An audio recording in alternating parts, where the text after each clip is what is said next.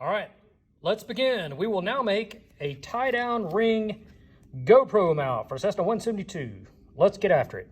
I'll be using some 62 thousandths 5052 scrap that I've got left over from race car fabrication.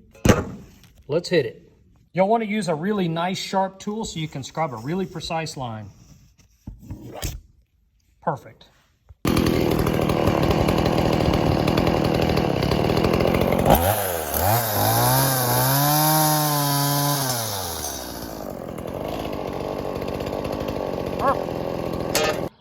Everybody wants to know what shears I use because my cuts are perfect with no rolled edge. Well, let's have a look.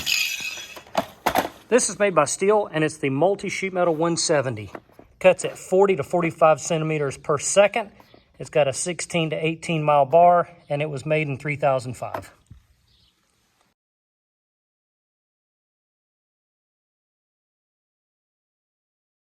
There's certainly an easier way of doing this. I've got this on my little corner notcher.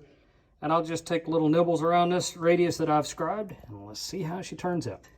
All right, here's what we got so far. Pretty easy. I can smooth this out with a sander. I've just taken little nibbles out of the corner notcher. So let's sand it around and see what she looks like.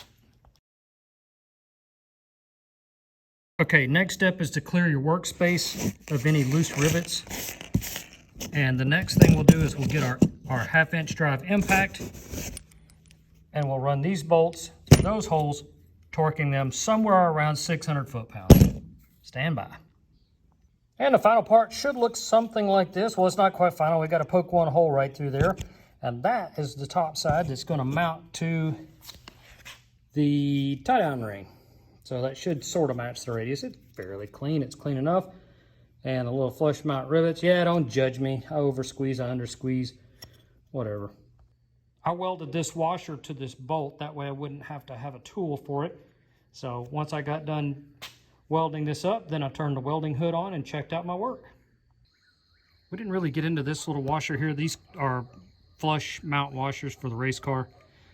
Just a taper head Allen fits down in it. Well, that guy actually fits perfect right there inside, and it locates center. And when you put some pressure on it, she's pretty tight. And like I said, it locates the center. Okay, here it is installed. Super rigid. That's not going anywhere. So here's our bolt with our washer welded to it. There was enough friction. I don't need a tool. There's one rubber washer right there.